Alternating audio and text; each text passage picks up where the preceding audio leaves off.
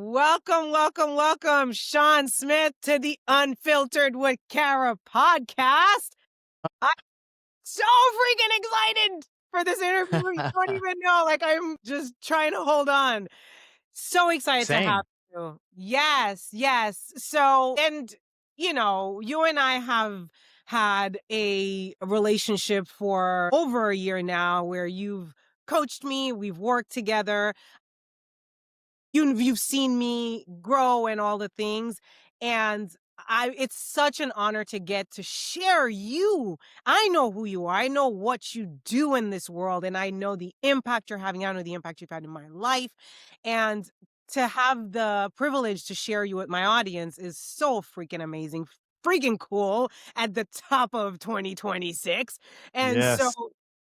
before we delve into the juice, introduce yourself. I know that you're just this multifaceted, incredible guy, actor, coach, author, speaker, all the things, over 1 million views on YouTube, transformational coach, neuroscience on, fleek, all the good things. Tell the good people about Sean Smith, introduce yourself, and yeah, so that they can start getting why I'm so excited to have you. Yeah, well, I appreciate all that. Neurofleek might be a new thing that I gotta add. I like that. Technology on fleek. Neuroscience on fleek. Right. Yeah, I mean, all those things that you said for sure. I've been coaching for 20 years, really speaking. I kind of backed into the industry. It wasn't anything that I really wanted to do. Or it wasn't like a goal of mine, when I was younger. It was born out of my evolution and trying to understand myself and, ended up in some personal development seminars and I got curious and I ended up getting certified in coaching and ended up just, taking shots and getting up on stages and then traveling and then creating brands and, finding my niches all around. And eventually I just kind of grew into, wanting to help other people that want to do this work also whether it's authors or speakers or coaches or anybody that just wants to use personal development as a tool to help other people, which I think is the most noble thing we can do is to like climb the mountains to build the muscles to help the people, right?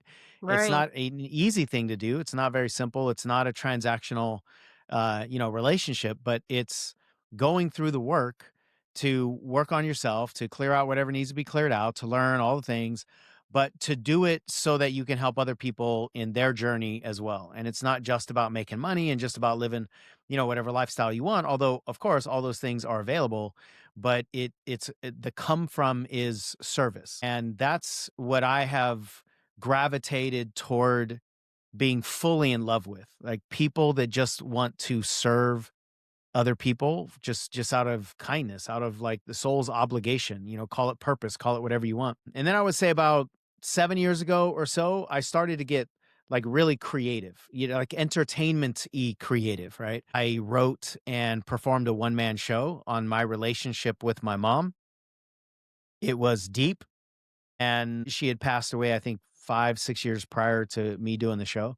And so it caused me to go internally and explore why I treated her the way I did, which wasn't good when I was a teenager primarily.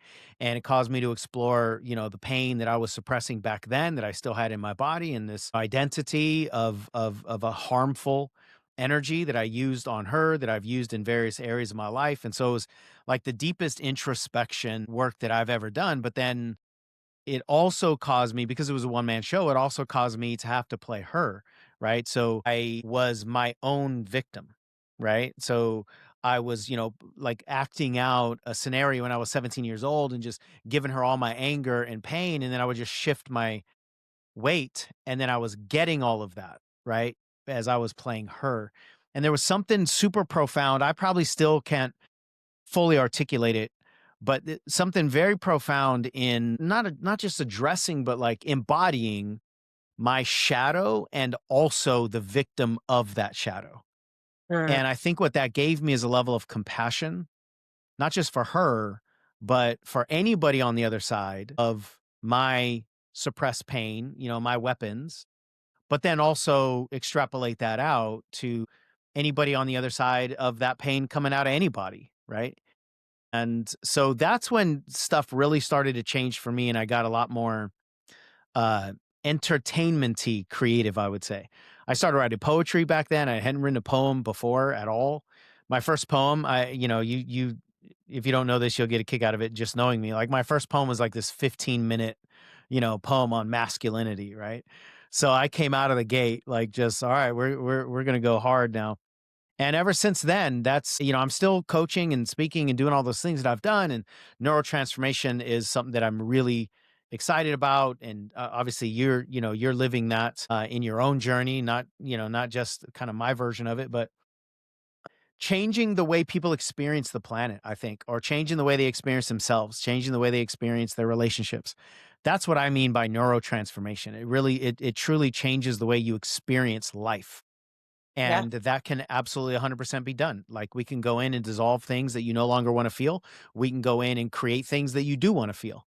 And then any combination of that, right? Because the human body is so complex, the human brain is so complex, but you have to understand it all, right? You can't control anything that you don't understand. So that's pretty much been my life's work. But as you said, I started acting a few years ago. And so I've been doing that. I've been in like 90 films, almost all short films. So nothing in the theaters or any of that sort of stuff. But I'm on set and I'm doing something more and I'm just telling stories from different angles and I'm embodying characters for just a slightly different purpose than what I was always doing before. So that's me in somewhat of a nutshell, I would say. And I love your energy and I love the title of the podcast, let alone what goes on here. So I'm super happy to be here and just a huge care fan. Yay, awesome. Yes. So, I mean, I'm going to go right into it because a lot of what you said around your mother Mm, obviously resonates with me, not only because of my own relationship with my mother and all of the dynamics, that all of that, but also the experience that I've had of a man who had a negative experience, mommy issues. Yeah. mommy issues, the ones that they don't really want to address or talk about. So yeah, I know it takes a whole lot of courage. I think for a man, even more than for a woman, to face those issues and do this introspection, because parallel to that, when you talk about masculinity, there's that that toxic masculinity almost that's running rampant of what it means to be a man. And a lot of that is just textbook bullshit because it's it's Mhm. it's the man who is emotionless. It's the man who doesn't cry. It's the man who, Right. runs around pretending all things are well when they're not. Meanwhile, Beating on um our chest. correct, and it's the man who's not honoring the fact that he also had a human experience like everybody else, and that he did get hurt like everybody else, and so it's like a facade of masculinity, and I know a lot of that gets tied up in these mommy issues, so, we'll go back, we'll go talk about all the other stuff, but this is so prevalent right now that I think that going into that is so good, you know? Yeah. I think so. First of all, the idea of toxic masculinity, which was my first poem, by the way, that ended up being like 15 minutes long. The idea of toxic masculinity has its own controversy because a lot of people think just the phrase itself means that masculinity is toxic. And that's not what it means. It means that there's a version of masculinity that is toxic. But masculinity itself, in its purest form, I think, at least from a man's perspective, is the most powerful force that we can tap into vulnerable masculinity. And that allows us to really fully be expressed as men without trying to live according to those bullshit rules that you're saying, right? And we are programmed as little boys primarily to not cry, to this is unfiltered so we can say whatever, right? Absolutely Okay, unfit. great. Great. You should know that anything I else know, 5 of words. course, and it's the 5 name, so words. clearly. Right, Yes. I was like, just which one of us is gonna say "fuck" first? So I'll take that prize, but, like, I would say if I could wrap up all of the masculine rules that we're taught by men, it's don't be a pussy. And that means don't cry. That means don't ever show weakness. You can't lose. You always have to be strong.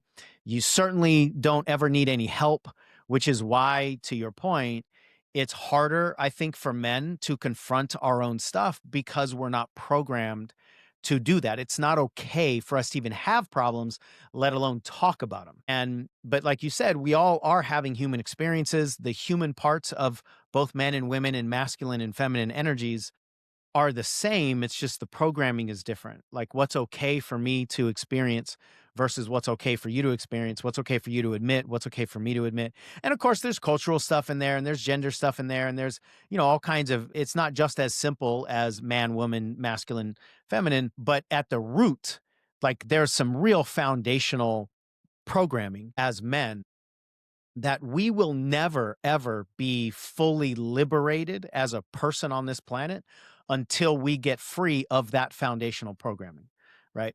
Mhm. Until we allow ourselves to have emotions. And that doesn't mean you just have to cry, right? But you have to be honest with yourself. Like to me, that's a phrase that I've been playing with a lot. It's just showing up so much, and it's a word that means so much more to me now over the last year, which is just emotional honesty, right? What are you actually feeling? And what Right. do you actually want? And what are you actually afraid of, right? And addressing those things isn't a sign of weakness, it's a sign of wisdom because if it's there, it's there, Yeah. right? So if you have a mommy issue, which I think only about 100% of men do, only 100% of women do, only Right. 100% of men have daddy issues, and only 100% of women have daddy issues, right? So we Right. all, as human children, have mommy issues and daddy issues. Just let's stop pretending that we don't. Let's Yeah. just go, what are mine? Yeah. And we all have different ones, but we all have them because it's impossible not to have them, right? So I think if we just normalize being flawed, then there won't be a stigma around getting like mental help. Because if we're all flawed, then we all also need mental help. And then just like so many things in our society is a normal thing that you do and nobody thinks twice, we'll have that around mental health. It's like athletes, right? Nobody's like, you're an athlete and you want to be in the Olympics and you hired a coach? Like, what are you Right. dumb? It's not even it's like it's the opposite actually. If you want to be successful in athletics, it is not a possibility unless and until you hire a coach. And you have to hire a bunch of them and you will outgrow them. And that's just a part of evolving as an athlete. So what if it was just a part of evolving as a person and it was just as simple and as expected and as normalized in our human development, right? And so I think that's one of the biggest things for men specifically is to not ask, do I have mommy issues, but what are mine? Right. And I love that. how are they affecting my life, Right. right? How are they affecting my relationships? How are they affecting my self-esteem? And that then changes the questions we're asking. We're not asking if questions, we're asking what questions. And therefore, we're asking how questions after that, right? How Right. can I heal from the mommy issues? How can I control? How can I understand? How can I become aware that the things that I'm doing, that I'm getting triggered in my relationships, or I'm yelling at my kids, or I'm not liking myself in the mirror. I'm pumping myself up with steroids, or I'm numbing myself out with substances or whatever, which by the way, I'm not saying inherently, anything is bad. It's all about the come from, right? But Yeah. Right. if I as a man am trying to hide from myself because I'm not okay as myself and therefore I'm going to just, get jacked in the gym or something because I can't be ever seen as weak, then that's not healthy, right? And even though you might have a huge physique, it's not a healthy relationship that you have to your body or a Right. healthy relationship that you have to alcohol or weed or cigarettes or cigars or whatever. Like it's all about healthy relationships, I think. It's not like something is good and something is bad. It's what are you trying to prove? Right? Like go ahead and smoke a cigar, but don't smoke a cigar to be a man, Right. right? Be a man who wants to smoke a cigar and then smoke the cigar. Right? Be a man who wants to have a big old chest and then go build it, but don't build the chest to become a man. And I think I've never said any of this stuff, which is so. Of course, it's not surprising with you and I coming together. Like that's it's like, what's the condition Like you said, that the come from. What is the reason behind it? And so while you're here, I'm going to ask you, what was your reason to do that deep dive and to do that one man show and to address these issues? Was it because you had seen enough hurt around your work and seen what that was doing to others? Or what did it have to do with how you wanted to show up even for your kids? Because like you said earlier, like how you, those issues, if you carry them, they do impact your relationship. sorry. Yeah, you're good. It went down the wrong pipe. Went down the wrong pipe. Yeah, All I right, usually sorry, say but I put heard you. your hands up. That opens up your airways. Oh, is that what it is? Okay. Yeah, put your Wait, hands that up. doesn't make me a man, though. I gotta keep my All hands right, down at okay, all you times. pussy, put your hands up. Listen. So, one thing you said, I'll never forget it. And as soon as I came back from that seminar, I remember just putting that on social. You said, if you don't address your childhood wounds, your relationships will. That shit changed everything for me.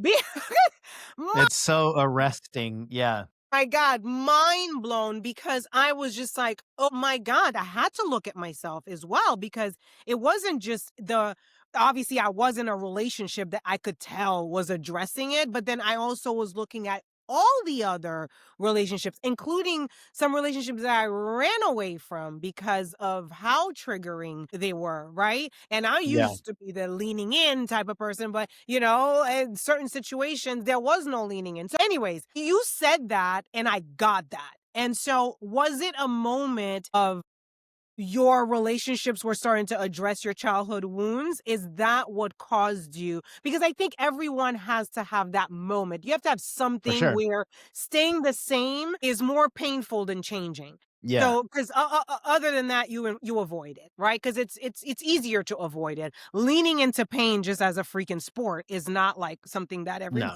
wants to Exactly. do, right? Yeah. And so, talk about what that was for you, that was the catalyst that caused you to now say, "You know what? I have mommy issues. I have issues, and I'm going to go ahead and once and for all just do the work that I need to do to free myself." Because like you said, that's where the freedom is. That's the Yeah. gateway. Yeah. I love everything that you said. And there has to be a reason to do anything difficult. Right? Like nobody would go to the gym unless your muscles started getting bigger, unless you started seeing results, right? Without results, nobody would go to the gym because it's not inherently fun by itself, right? There has to be a reason to do anything. There has to be a reason to run. There has to be a reason to, to eat healthy for most people, right? So if anything is going to be challenging, if there's going to be any kind of resistance, there has to be some kind of leverage and a purpose, as you said, to do it. Going back to the question with me, it's interesting because I didn't have a conscious decision the way that you're talking about it. I think even just as contemplating my answer as you were asking it, I think I will get to a decision, but it's like I gotta find it inside. It wasn't one of those things where, my relationships were struggling or, there was any kind of fallout in my life. And then I said, okay, in order to avoid the crash, I've got to confront this. It wasn't that. But I was also, 12 years into personal development and I was already doing embodiment work. Actually, even though it wasn't a conscious thing, I'd say about 8 months before I decided to do the play, I was in an embodiment course, and that was the first time that my awareness was turned on in terms of our bodies and how fears and desires and unhealed traumas and unspoken words and, all the things that we carry in our You bodies. keeping score the Body whole keeps the time. score. All that. I wasn't aware of all that. I mean, maybe conceptually, like if you'd asked me in 2010, I'm like, yeah, you're probably carrying around some stress here or whatever. But I took an embodiment course that just changed my entire life. And the analogy that showed up for me during that course is I realized that I'd spent all this time, like 10 to 12 years working on my mindset primarily, right? Like learning about affirmations and learning about changing, limiting beliefs and all this stuff, but it was mostly an intellectual dive. Yeah, and I realized I've been cleaning my attic now for 12 years, and I just learned that there's also a basement. Basement. That's full of cobwebs. Tons. And it's like, I mean, I didn't know there was one because I had a big old carpet covering the door, Right. right? So nobody knew there was one. But once I realized there's a basement, now this whole universe just doubled, right? because if you take a look at mommy issues, there's an attic version of that and there's a basement version of that, right? So So what's the attic version of that? The attic version of our childhood issues are the things that we think about ourselves. They're the beliefs that we come up with. They're the skills that we create. They're the identities that we create. Like all of those are basically like the attic version. We can go up into the attic of our brains and our intellects and do some stuff and change some stuff and work on the attic, right? But that's an intellectual playing field. The embodiment of our childhood traumas is like if you grew up in a volatile home because you had an alcoholic there, or your parents were always fighting with each other, or something traumatic happened, as I know is part of your experience. For my experience, my mom was deeply, deeply wounded mentally and emotionally from her childhood trauma, so she didn't nurture me. Right. So I didn't get active trauma in childhood. I got passive trauma in childhood. Right. The nurturing that I needed from my mom didn't happen. She didn't beat me. My dad didn't beat me. I didn't have anything that I can, like, I didn't have any bruises or cuts from my trauma.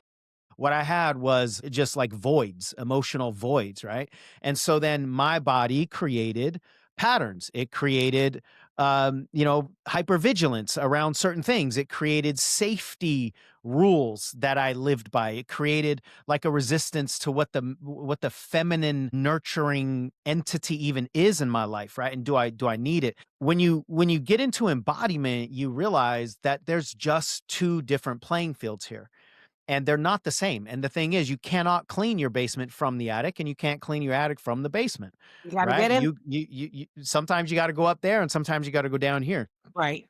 And then we're all living on the main floor, right? Like that's where Right. our results are and our relationships are and all that kind of stuff. So to your point, if you don't clean up the basement, at some point it will attack your relationships from below. Right. It'll just yank you right down. It'll sit you down. It'll do something. Because So those are the knee-jerk reactions, and then you're like, "Where did this come from?" where'd it come from? Your basement. That's And in where the moment, it the makes Gucci Man so much down there. sense. Yeah, Right. it either makes sense or you look around, you go, "I don't see anything here." Right? Because you can't see through the floor, right?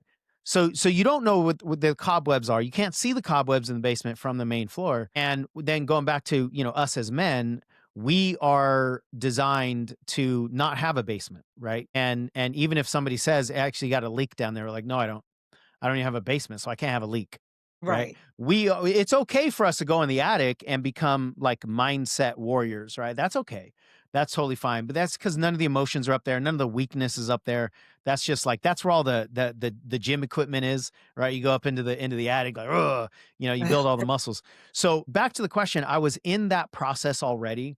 And I had opened up this awareness that inside me I felt like conflict. I felt like there was a werewolf inside me that did a lot of damage when I was young, and that was trained and programmed to kill, metaphorically on the baseball field or through intellect, or get all the A's in all the classes, like perform, right? You're only okay if you're performing and if you're strong and if you're winning in that definition of winning. And then there's this softness inside of me that didn't want to do that and didn't want to compete, and then I felt like this out of integrity, kind of like these two warring forces, right? Right. And that was the first time that I started to have some awareness of these elements that you're talking about, like they show up in relationships and so forth. I just started to notice some of this stuff.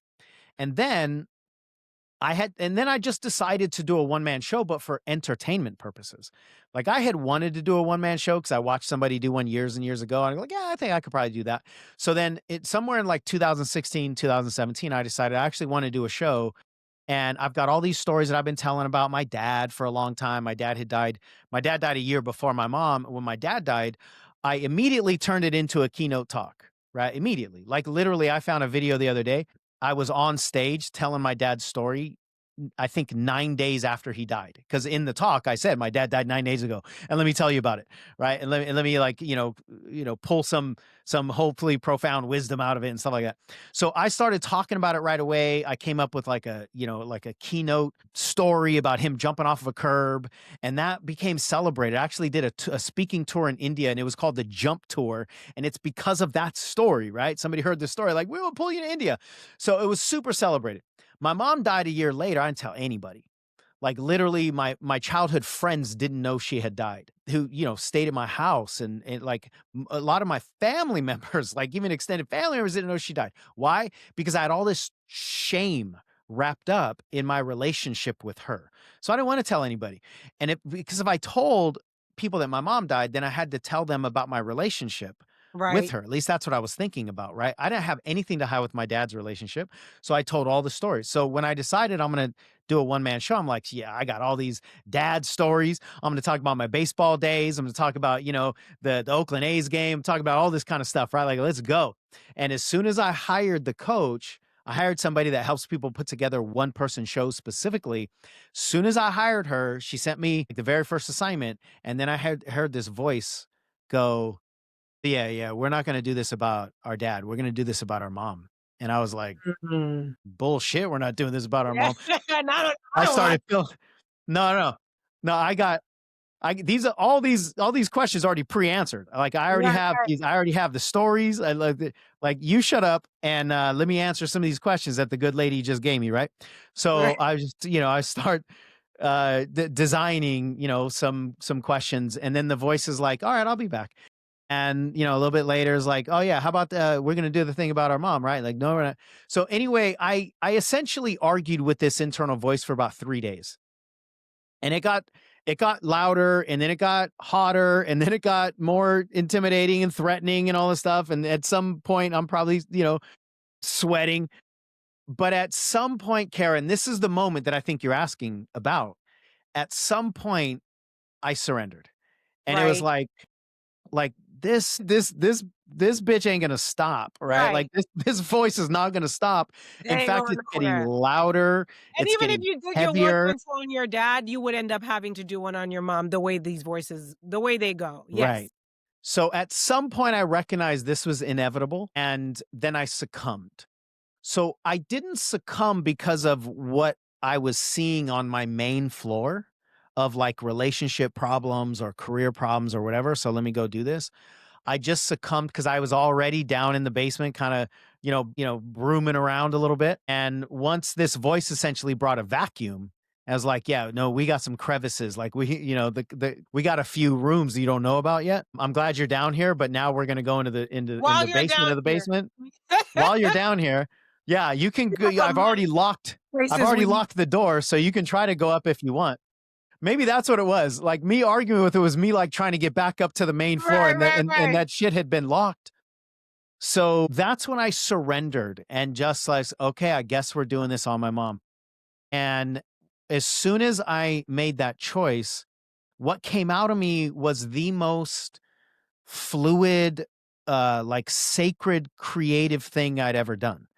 And I just explored my life, right? I wasn't making stuff up. I was just going back into my memories and basically transcribing like what happened when I was 10, and how did I think about her when I was 6, and how did I yell at her when I was 15. And so it was just literally it was exploring the basement, the vault of all those memories that I had either suppressed or just didn't really have any reason to tell. And then from the moment that I decided I was going to do a one man show to the opening night was about 90 days. And it's a 90-minute show. Now, I didn't know that is insane, right? Anybody that is an actor or has ever done a one man show and I say that, they're like, "Wait, what?" So that's like not a thing to Yeah. put a show together. And I was only doing it like in the mornings and the evenings. It's not like I Right. cleared space off my table. I was still running my company and doing all the things that I was doing.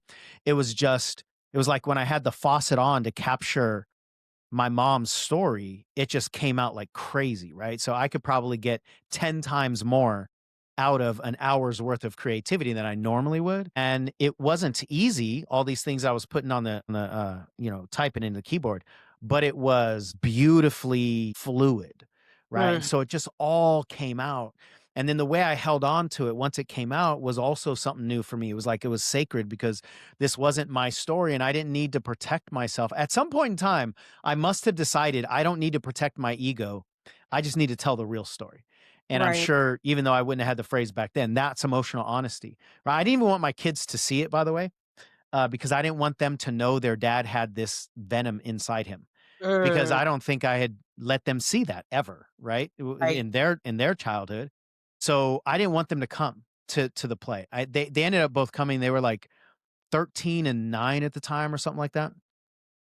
Maybe a little bit older. I think maybe 15 and 11 or 12. But there was a part of me that wanted to protect them from seeing that in me. And at some point I just decided this is reality and it doesn't help to pretend that it didn't happen. My Right. sister was in the front row. She didn't know any of these stories. She's like, I don't know who you were just talking about. That's not the brother I had growing up. And I'm like, yeah, I know, because I didn't let anybody see it. Right. Because I bullied my mom behind closed doors. I didn't do it to anybody else. She was my only victim, and I was the only bully with her. It was like something super weird. Like my dad didn't know any of this stuff. And if my dad was alive at the time, I would not have let him see that show because I would not like he would have been mortified that his boy had that in him. Like behind closed doors when he wasn't there, I was yelling. Not that they had a good relationship at all, but it would have like broken his like the His pedestal that view he on had me on would have right. dissolved. Yeah. So I was protecting all kinds of people from all kinds of things, mostly myself from the reality and the truth. But once I made the choice that it's that beach ball analogy, right? Once I made the choice that I've been holding this beach ball underwater too long, and I'm just gonna let that shit up. That was more of a choice that I made rather than my relationship is broken, my financial situation is broken, my career is broken. It was just like, I'm tired of holding this thing down. And so let it out and let it come out. Whatever comes out is what was supposed to come out. And then the healing that happened, the compassionate grieving that happened, like I was on stage and I'm crying tears and I realized these are not even my tears. Like they were foreign tears going down my body because they were my mom's tears. And it Mm, just gave me a different level of understanding that for me personally I'd never had before, and I don't know that I ever would have gotten any other way. Like of literally, like talk about compassion, we ask people to think about other people and how they hear certain things or how they feel certain things or think about other people's perspective. This is as close to literally becoming that other person. I mean, this is a right. stage show, so it was acting, but I literally had to listen to myself as the bully, say the things and then feel them, right? And so that's when talk about the basement, but then I'm also like exploring my mom's basement through all this stuff, right? Because now if I'm playing her character, then I need to understand her background. And she had emotional abuse, she had sexual abuse for years and years and years when she was a young child. Her and my dad had 7 miscarriages between my sister and myself. My sister's 10 years older. So there was so much trauma. I remember this moment on stage where I was doing a monologue as my mom and I just reached down in my belly and I just, I said, there's so much death that has lived Mhm. here. And, the trauma from being molested for years and years and years, like that makes a whole lot of sense, right? Because that's not Of a safe space. course, There's all of kinds of course, of shame. course. Like, how can human life grow there? Right? Right.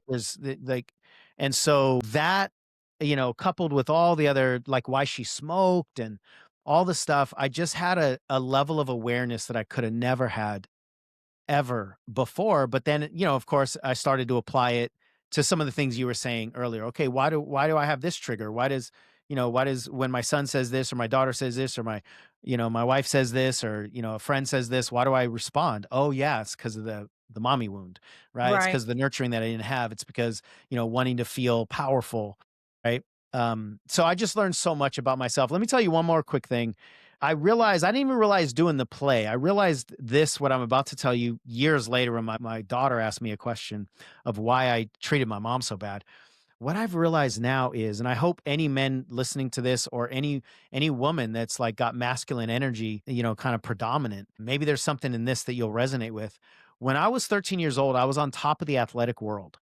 I was a dominant pitcher in baseball. If you would have asked anybody who knew me, they'd be like, this dude's gonna be in the pros. Like I was that good to the point where sometimes I felt bad that people had to face me.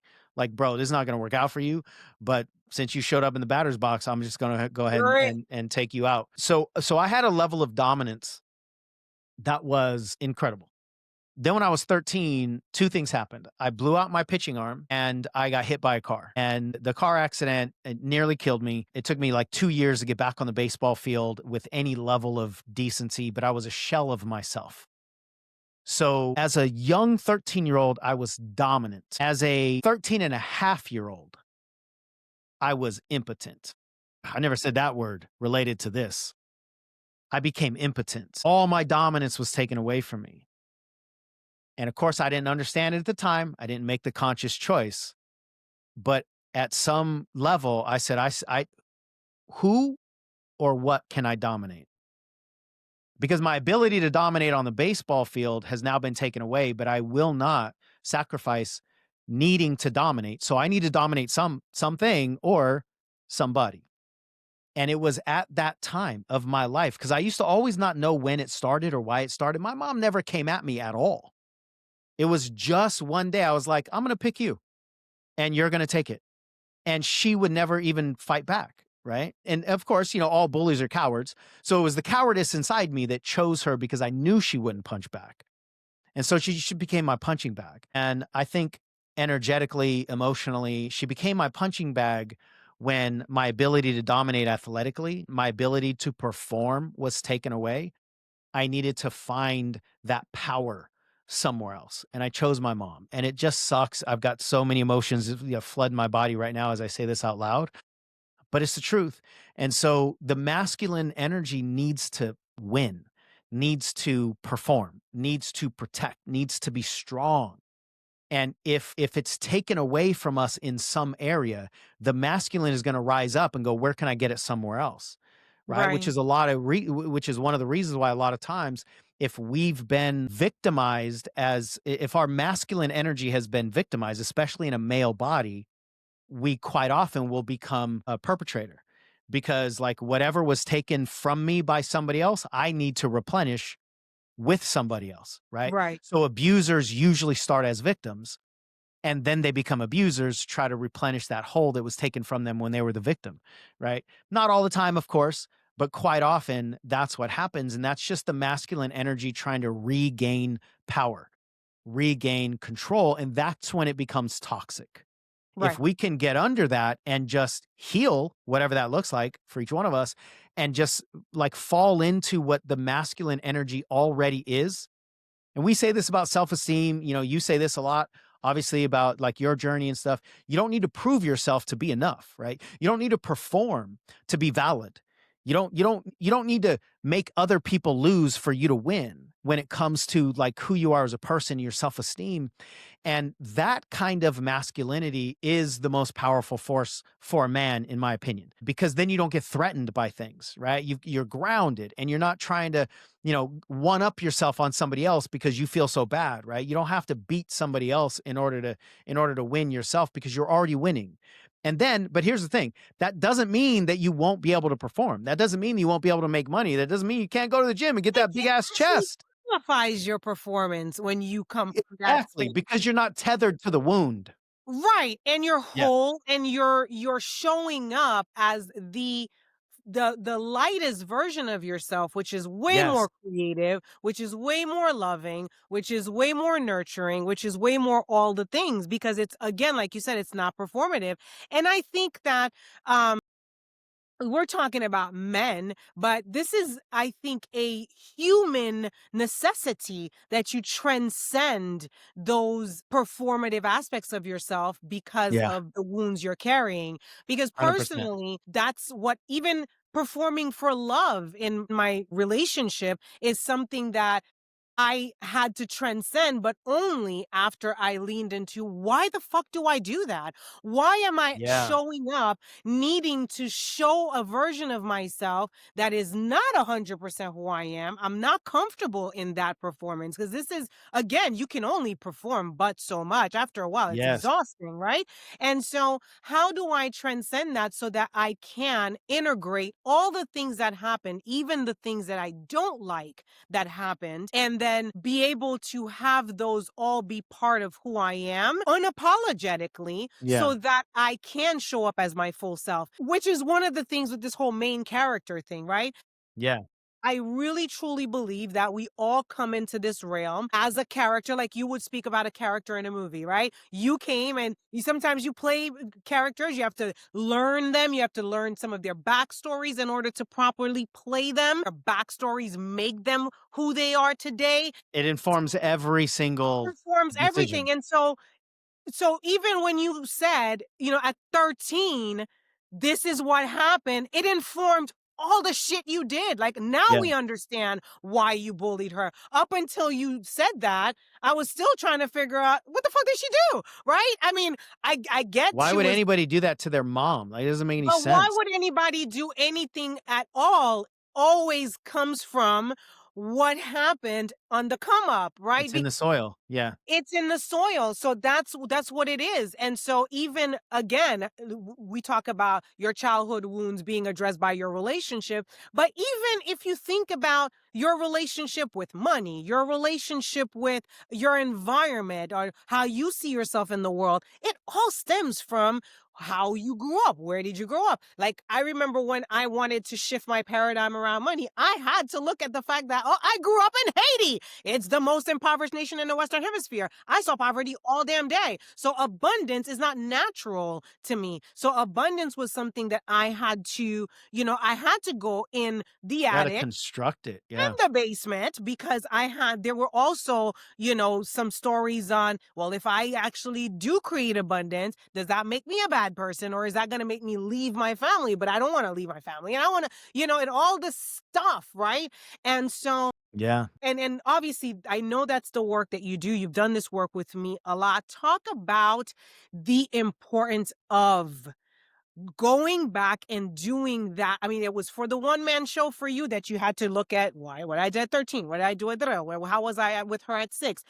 To go back and look at what you're made of, because ultimately all of these things that either happened around you, to you, around, like whatever it may be, that's the construct of your being. And as the Mhm. main character of the movie of your life, if you don't fully integrate all of that, the good, the bad, the ugly, right?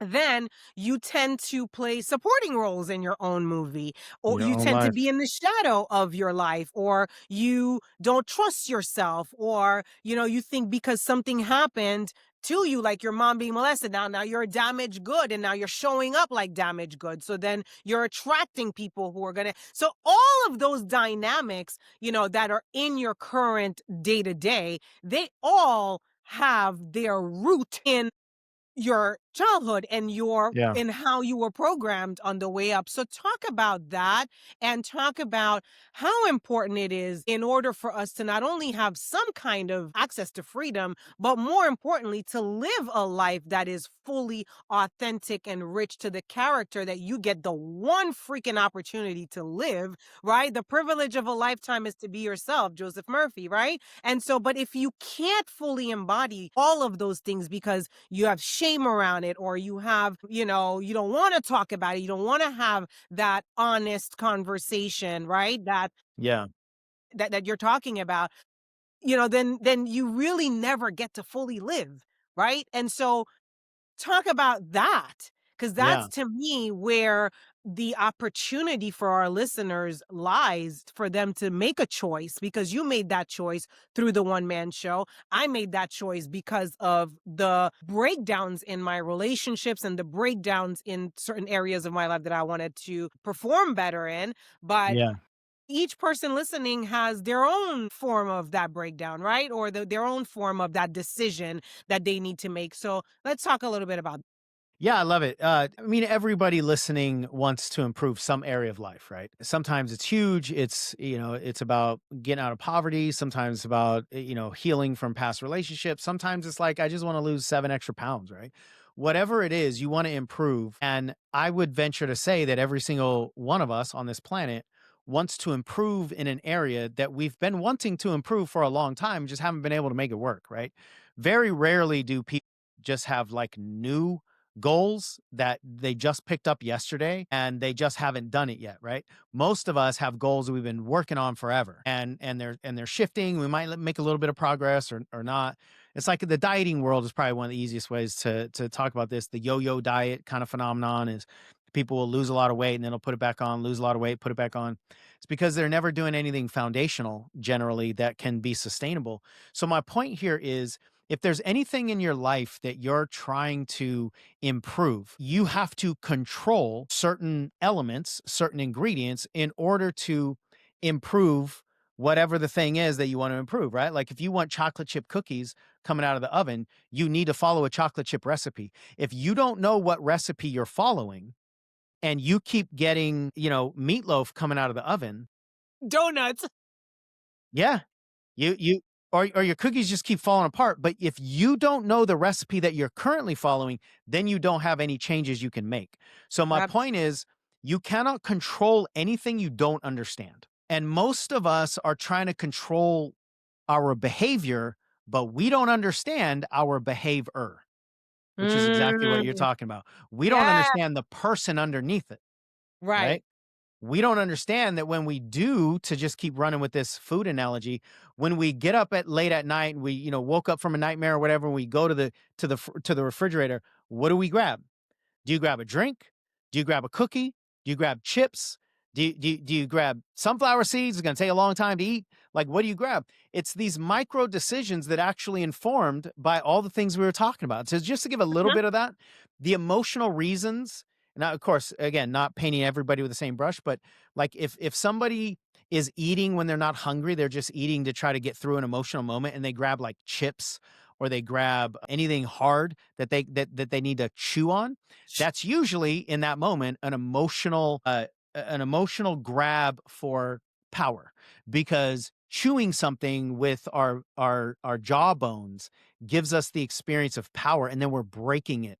We can hear it, right? Mhm. So it's like, Never uh-oh. thought that way. Right, it's wild when you really dive down. So it's, "Uh-oh, I don't feel powerful, so let me get something that I can crunch.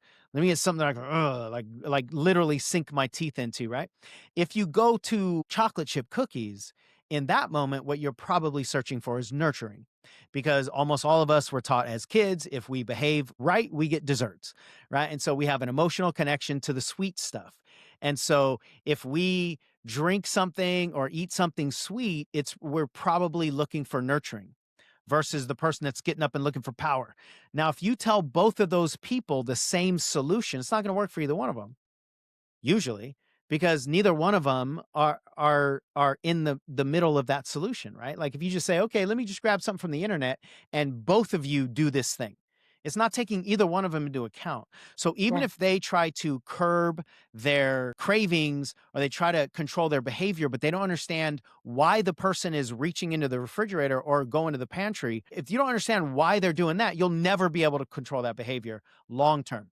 You can suppress the behavior, you can use threats, you can, suffer, but you won't be able to change the mechanics because you don't know the recipe. So this comes back to what you said. If you know the recipe, then everything makes sense, right? I'm a criminal justice major.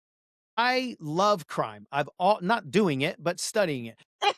I gotta say that to the lawyer, right? Right. I was like, I didn't know that about him, but Anything I say on the podcast can and will be will referred be to used against you, a right? criminal attorney. Yeah, yeah, yeah. So I've been fascinated by crime forever. And it's one of the reasons why I studied it. And it's one of the reasons why I watch like true crime stuff. And one of the things I've always been fascinated by is serial killers. Just growing up, I was like, God, what would make somebody do this? Right. Like, and then do it again and then do it again and all this stuff. This might seem like a total weird, like morbid analogy, but I've never studied a serial killer and then after learning about their childhood, not come to the conclusion of, oh yeah, I can see it. Yeah, yeah, Yeah. Yeah, I can yeah, see it yeah. because the recipe, right? Now that doesn't mean that everybody that follows the recipe becomes a serial killer, right? Because there's a bunch of different ways that a certain recipe in human terms can manifest. But if you take like this tree seems to have oranges growing on it, right? Let's deduce because there's an orange seed planted somewhere, right? At some And point, so yeah. if you understand the backstory to your point of characters, then every decision makes sense. Now it doesn't mean that you agree with the decision. It doesn't mean that you are defending the decision or dismissing the decision, especially when we're talking about like crimes and stuff like that. But what it means, you understand the decision, and you can Right. understand something and not agree with it. But here's the bigger point to your question: you can never change anything that you don't first embrace, right? So to your point, if you wanted to change your relationship to money, you have to embrace what money meant to you growing up in poverty. And in in a all culture honesty. And being honest about it honest. because Yeah. yeah, I think, I have to say that because there is no sugarcoating around it if you're really looking to get on the other side of it. You've gotta Yeah, have a like, if you full pretend. Yeah. honesty around it. It can't be because of somebody else. There's no it's 100% responsibility on your part of this is what happened. This is what I made of it, and this is the story I've been running with, and this is something that if it's going to change, the only person who can do it is me You making a gotta new change it. agreement with what happened and, rewriting the script as best as I can. And And that that's where part it is where it yeah, becomes empowering. A lot of yeah, people don't wanna look at that just because of our judgments of it. Right? And that's where removing our judgment, that's why I say embracing, and, you're talking about honesty. It just is what it is, right? You growing up in poverty, me growing up with a mom who had been molested in her childhood, therefore wasn't emotionally available to me. That's no reflection of who I am as a person, like my value as a person. That doesn't diminish me. It actually just explains me. right. And to your point, if we don't understand what explains us, then we can't make changes, right? So if you're like, I want chocolate chip cookies to come out of the oven, I keep following this meatloaf recipe, and somebody goes, well, what are you doing? And then you pull out like you pull out the chocolate chip recipe, but you're not actually following it. But you're so there's no way it would have given you chocolate chips if you use that. Exactly. Yeah, Yeah. right, exactly. So lying and it's usually just protection against discomfort, right? But protecting the reality against the discomfort because it's gonna make you feel bad is lying. You're lying, and you The can't biggest truthfully invitation. change. And the Right. biggest invitation is to not, is to realize that we're all fucked up. You hiding That's the piece. you're Yeah, yeah, you hiding your fuck up is like you're hiding you being fucked up to who? Like who are you trying to impress? yeah. We all have our shit, right? We all have the things that we all went through. If there's one thing I know for sure is that if you are listening to this right now, You're okay, fucked that up. you're fucked up. Some shit happened to you Yeah, that was not something you thought was going to happen in this lifetime. Unfortunate, all the things you may title it. At the end of the day, you have your set of things that happened. I have my yeah, set of things. We all have our set of things, right? And so thinking that, putting a clown suit on it or putting lipstick on it is going to somehow make it something different. Lipstick on a pig, it's still a pig, right? So yeah, you got to be like, no, I got a pig and I'm going to go ahead and do all the things that I need to do so that I can to have the best pig, right? yeah. So and it's okay that I have a pig because everybody has their version of that. And so 100%. yeah, and so when you started going into these seminars cuz you said you started going to seminars and that's how you ended up here, Yeah, what was it about this work? Because we're all here really asking people to do the work, right? yeah, We're inviting them to do the work. I know what that's done for me. I mean, I have not even a shadow of the woman that I was when I started doing the work. And yeah, so, and it's one of those things that I think just becomes addictive. Like you go to one and you become better, you see the difference in the yeah. result, then you got to go to the next one and then you Get just a can't little stop, won't taste. stop, right? Because of how empowering it is and how much Yeah. you see the difference in the cookie because the cookie now is firm, the cookie tastes good, the cookie Tastes is a little solid better than the meatloaf, yeah. every single time, right? So Mhm. talk about that journey for you because that's really what has you here today is one seminar after the other and you realize, "Oh my god, I really want to be a cause in the world Yeah, doing that," which is what's happened to me. I mean, I've been in law all these years. I always knew when I got on a Mary Kay platform that I had a thing to empower women, but after transforming myself so much, it's like can't be doing nothing else. Like, this is yeah, the stuff that I want to help someone else, yeah, get to because of, again, the difference in the results, the difference in the experience of this life. yeah, It's like if you're gonna if you're gonna do this, this is not a dress rehearsal. I always say you're alive. You do it for about 28,000 days and then you die, right? So it behooves you to really create the best possible experience while you're Yeah. here so that you get to really detach yourself from. And I'm going to say that because that's really the experience I've been having. Just detach yourself from the encumbered human to have almost a like a spiritual almost experience in this human body, which is That's what I'm neurotransformation. that's what literally the way to explain the experience that I'm Yep. having right now, where I am definitely human. I'm in it. I'm doing all the things, but it's such a high level experience of it as compared to what I know it can be because I've had the encumbered, heavy experience of this human experience, Yeah. which is not fun. And so the invitation, like I said, here is for our listeners to lean into creating that for themselves. So when you first started leaning that into it, what was it about this that just kept you going and obviously led you here? Yeah, my story is going to be very similar to yours. And going back to what we were talking about just before that, the questions that we need to kind of ponder when it comes to changing our life are not whether questions, but what questions. Meaning, it's not whether you were fucked up in your childhood, it's what fucked you up and how are you?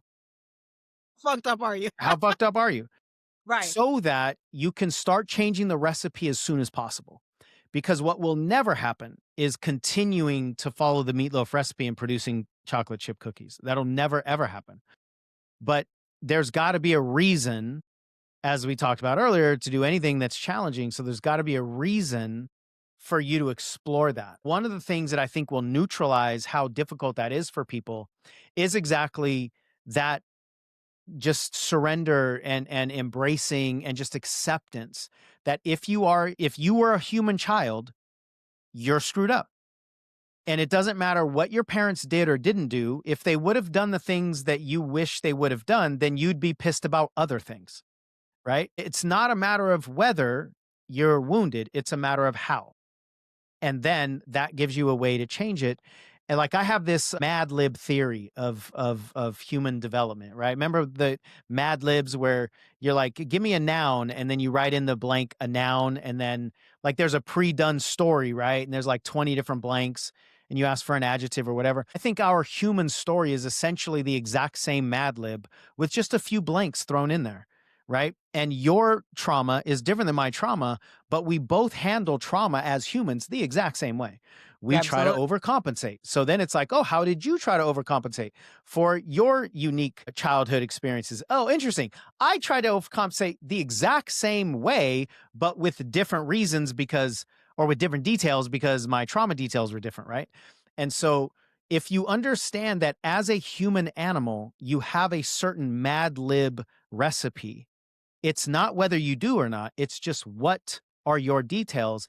Then you can just breathe a little bit like, yeah, we're all screwed up. And there's a liberation in that because then it's like, okay, I don't need to pretend because there is no untraumatized like human. So I'm just a different version of what we all are. Let's just play together and then let's take advantage of this one single life that you have, right? So what really launched me into the same kind of fervor that you have is in 2005, I was at a personal development event. Well, it was a business event. I would have never said I was at a personal development event because in Forbid, 2005, because I didn't have anything. a pussy. You know, I wasn't at a pussy conference. At least, yeah, no, no, no. That's funny. That's good. This will actually get better based on this being. I can tell the unfiltered version of this story. I was at a business conference so I could learn how to make money.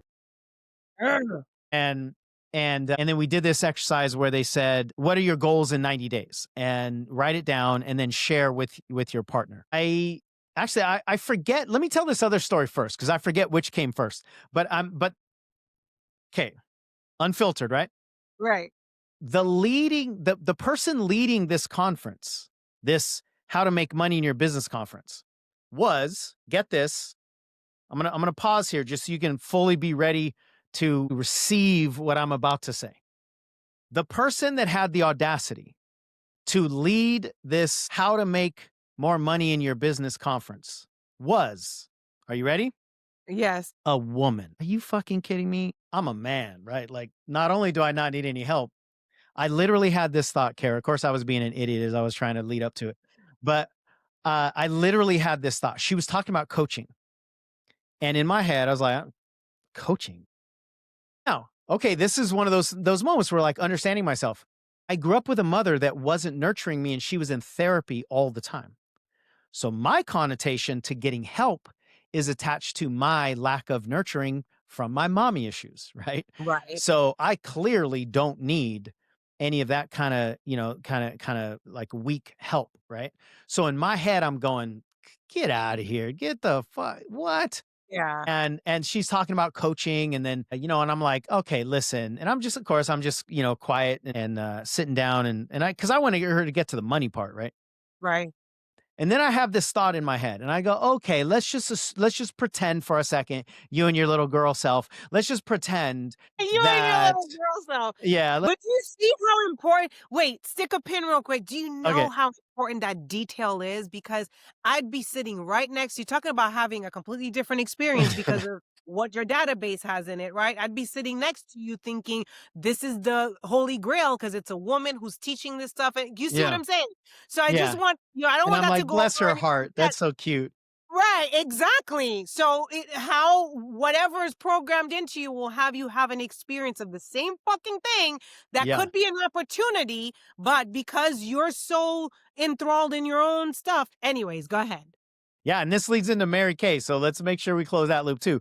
So in my head, I'm like, okay, just for a slight second, let's just pretend that I actually needed help, which I don't. Anybody else listening, I don't. But let's just pretend for a second I did. Yeah, exactly. All right. If I were going to hire a coach, it certainly wouldn't be a woman, right? Like, and in my head, I'm like dying of laughter. Like, this is so cute. I want to go up and pat her on the head, right? And then in that exact moment that I had this thought, she said, "You can't solve a problem with the same mind that created the problem." And that thought pierced my masculine shield. And I Yeah, was like I couldn't like, oh, exactly. That was a kick straight to the nuts. she I knew was you like, were in the "Oh." room. Mhm. Yeah, It was beautiful. It was so beautiful. At the height of my macho, yeah. "Ugh, Your I don't need ego could anybody." and blow It's like up. Good.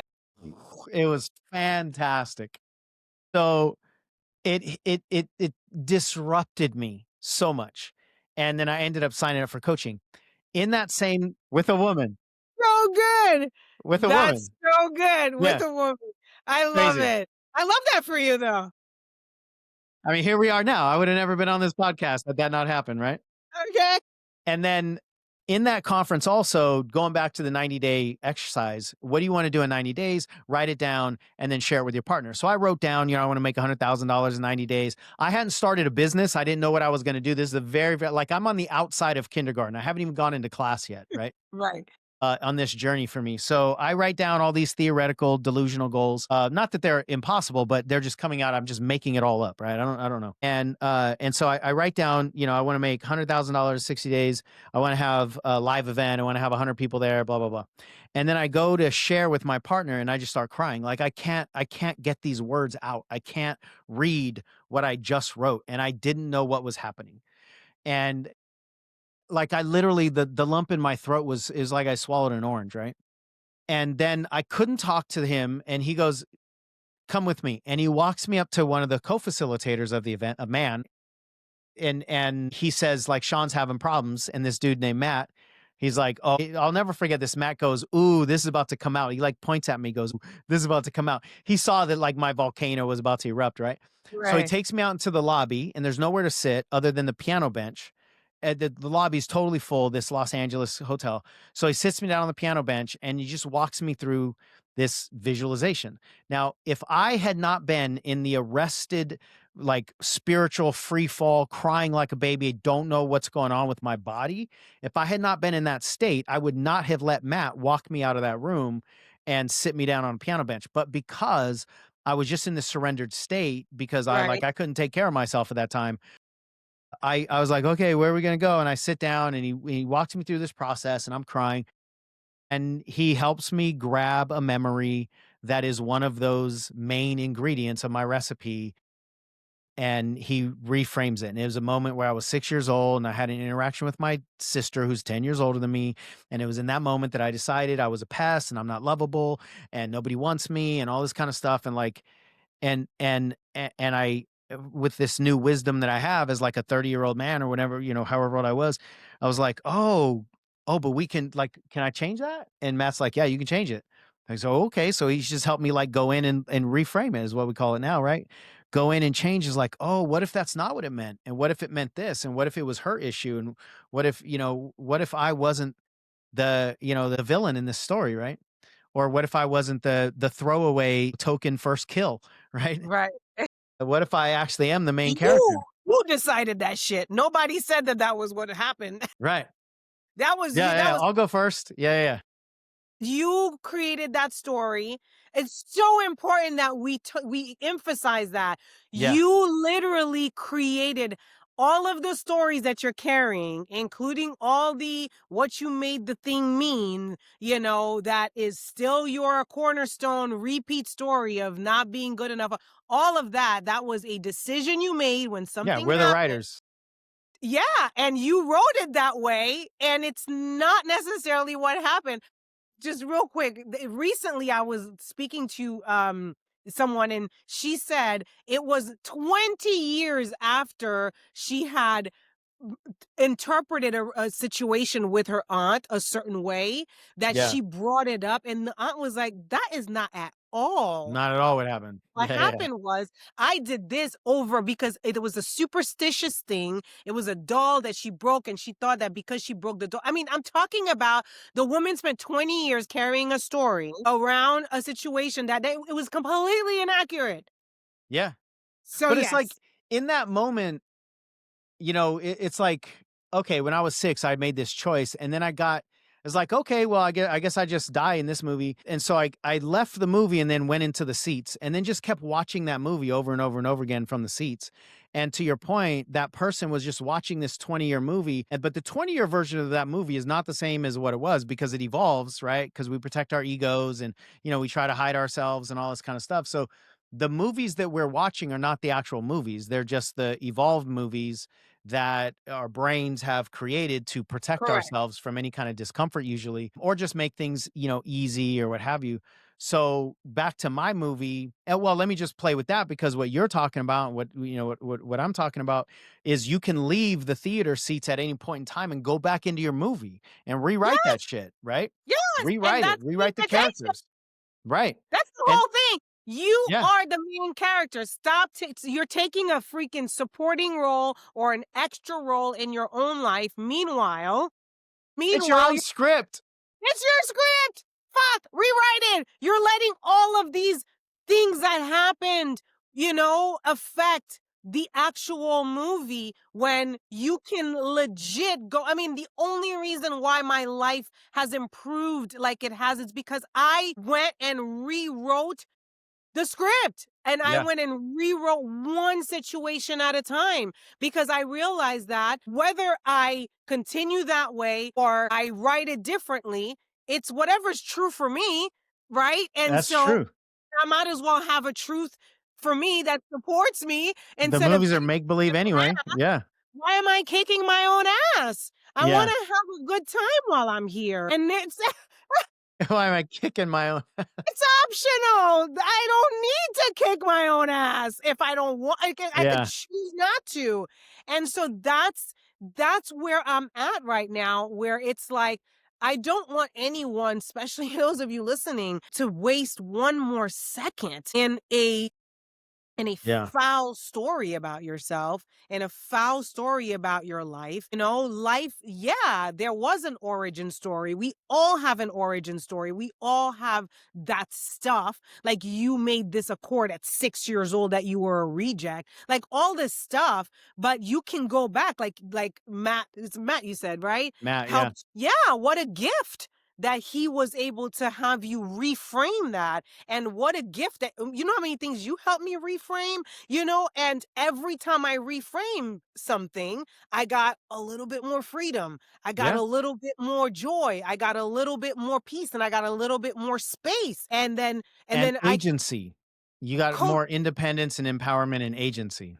Yes, and then I could decide differently. And every time, because at the end of the day, your entire life is just a reflection of a Right.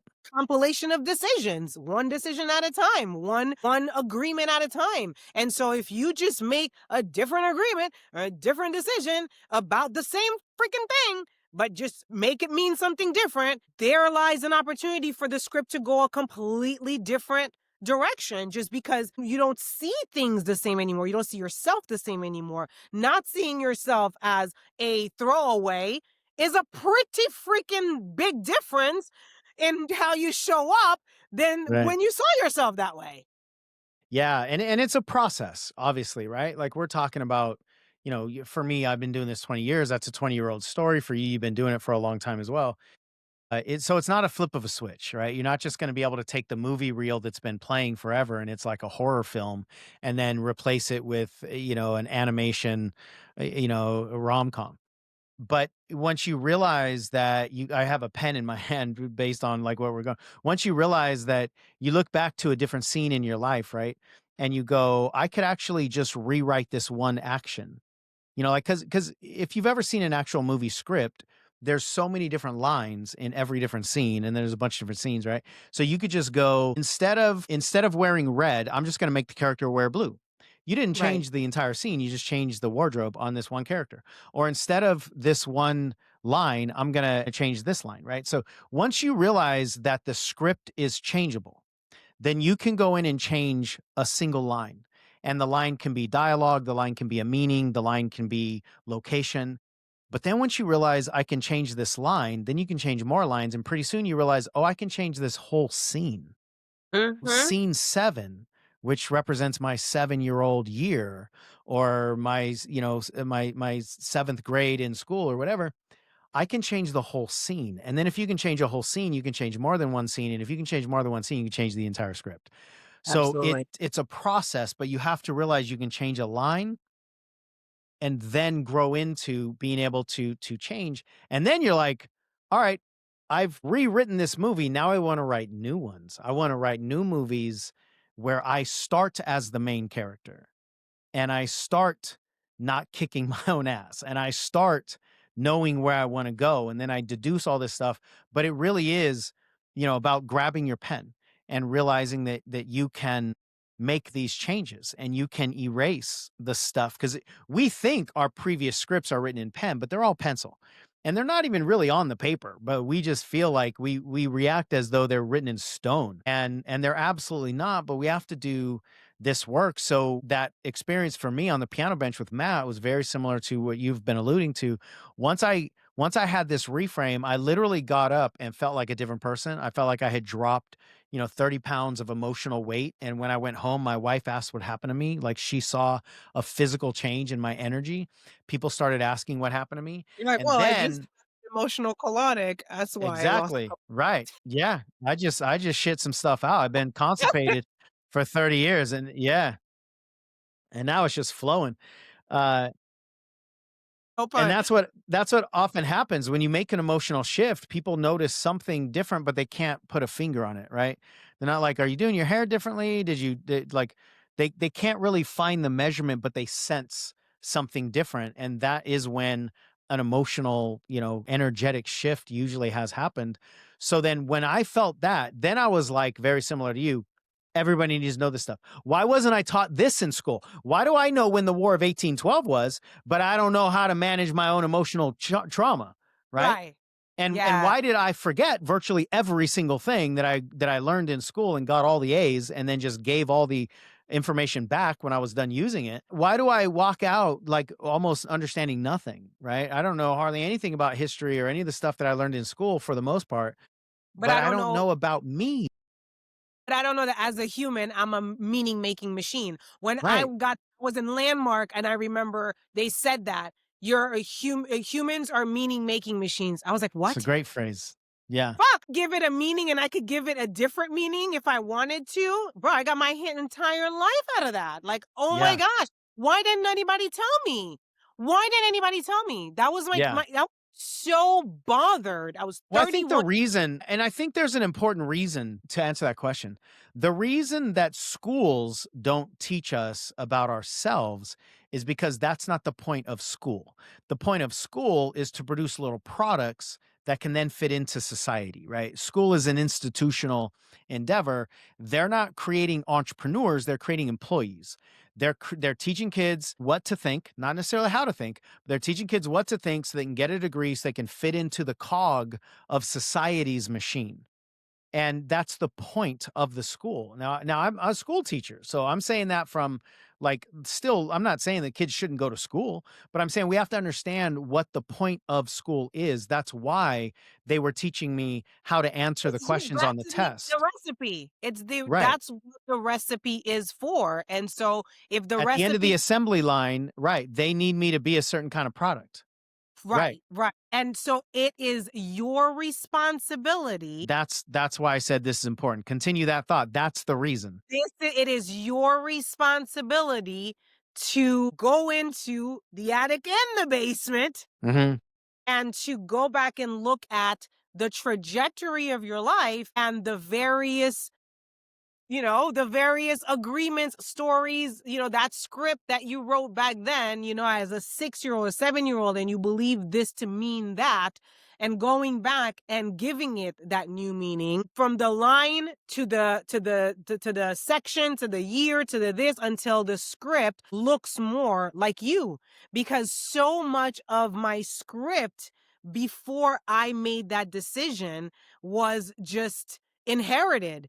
So much of my script Yeah. was just, other people's thoughts, my environment, where I came from, what I thought I was supposed to be, who I thought I needed to act as. And, children are to be seen, not to be heard. Like there was so much stuff that I inherited that wasn't mine. And one of the Yeah. things that was so freeing for me is when I realized that, all of this stuff that there was literally a movie going on before I came on the scene. Right. And whatever was happening before I arrived was already happening, and I didn't get a choice in that matter. I entered the world into something that was already happening, and I took on a lot of it because that's just the environment I was in. That's not necessarily who I am. That's Yes. not who I am. That's just the narrative that I was born into. And so as soon as It's you huge. become an adult who has the capabilities of rewriting your script if you choose to, that's something, I highly encourage you choose to do, because then you can say that narrative, although I was born into it, although it's still going on out there, it's not really what's supportive to all of these other thoughts that I have about myself that I want to Yeah. accomplish, or this vision that I have, these dreams that I have, and realizing that to do the same thing over and over and expect a different result is complete insanity.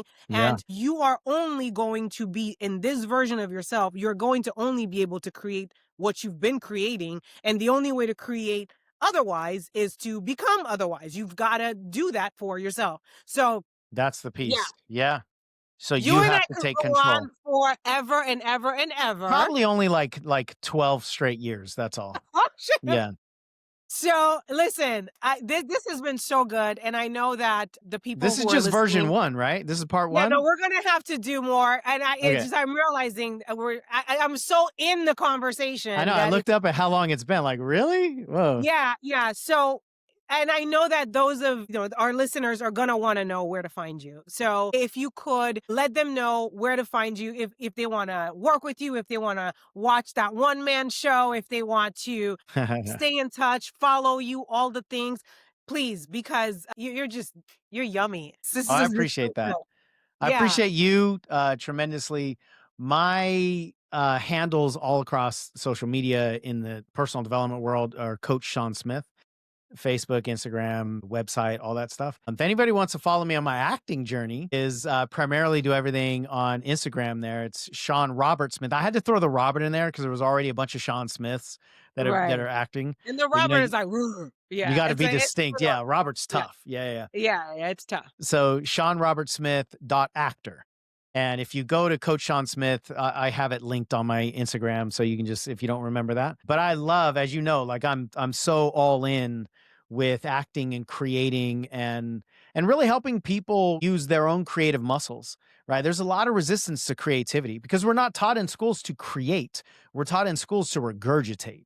Right? So most of us didn't learn creativity muscles, although we all are creators at heart. We were just programmed out of that so that we can follow the rules and not get in trouble and, fit somebody else's game plan and be the stand-in in somebody else's script, right? So I am on a mission to help people unlock their creativity because I think our world needs creators creating. And it doesn't matter what you're creating. Just create something new. Get the stuff out of your head, get it out of your body. Just put good creativity, well-intentioned creativity out into the world and let it evolve and let's see what you're made of. I love that you said that earlier. Like if we reduce the judgments, it's just what made you. And but we hear, especially masculine energy men, like what are you made of means how tough are you? Like like what Right. dragons can you slay? What are you made of? But really it just means what ingredients are in your recipe. And if you don't love what's coming out of the oven, or even if you love it, you just want to, elevate it, improve it, then we need to do something with the ingredients of the recipe.